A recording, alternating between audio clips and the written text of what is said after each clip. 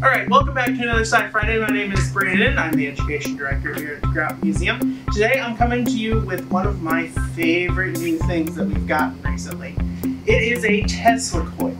So if you don't know what a Tesla coil is, it's an electronic device that creates alternating current, which then can create lightning. It's the same thing as if you've ever gone to like the Imaginarium or any other science center and you've seen these plasma balls that have this plasma discharge coming out into this sphere.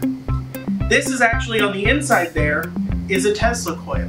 So the only difference between this and this, besides size, is that this one has this ball of a vacuum around it. And so you get this plasma that's okay to touch, whereas this one's a little bit bigger, a little more dangerous. So I'm going to show you what this thing can do, and then I'll explain a little bit about how it does what it does. So as you can see, I've already put gloves on because these are rubber gloves, so they help protect me a little bit against the electricity that's coming off this thing. Because you remember it has 250,000 volts running through it, so I gotta protect myself a little bit. Now, it's not going to protect me from every single little bit of electricity that comes off this thing, so occasionally it will kind of shock me, but nothing that hurts me because of this. So we're going to go ahead and turn this machine on in just a second, but before we do, we're going to turn the lights off so it's a little bit easier to see.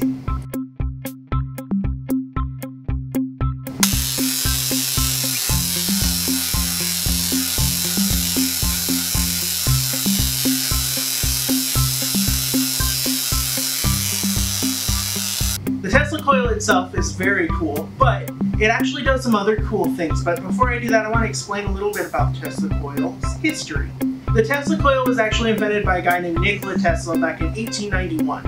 And he wanted to make this kind of thing because he wanted to basically make electricity wireless. Nowadays, if you need electricity, you have to plug your stuff into a wall because we use what's called direct current. This uses something called alternating current.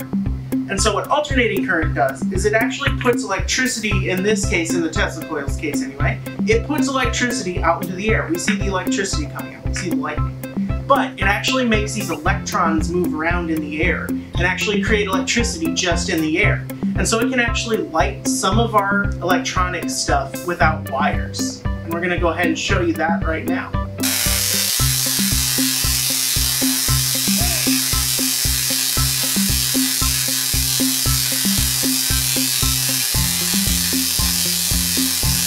So, how did that happen? What's going on?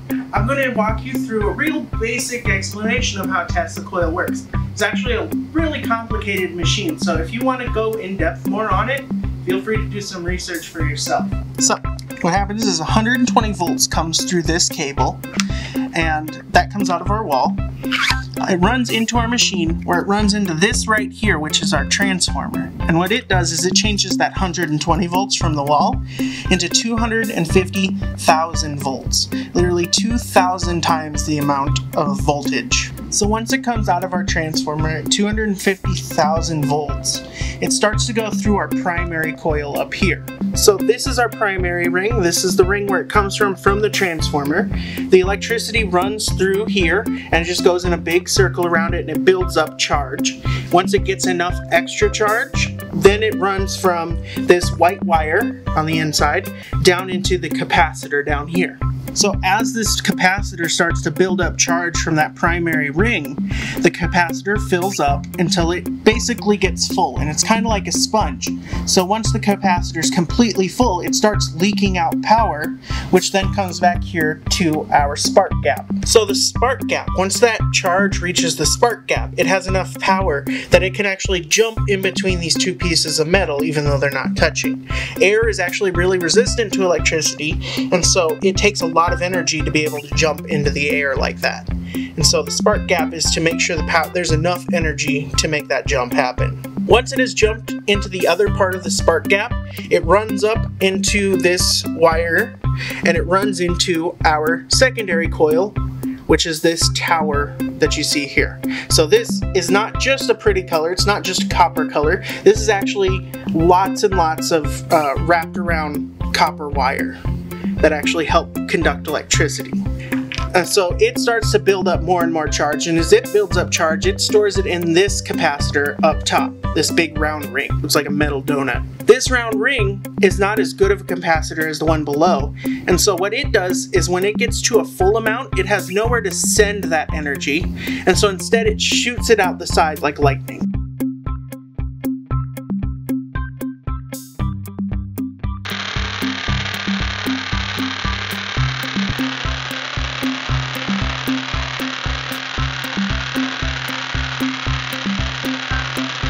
So that is the Tesla coil. We're probably going to do some more experiments with this because it's new to us and it's super cool. We'll be researching and figuring out what we can do with it and show you in a future Sci-Friday.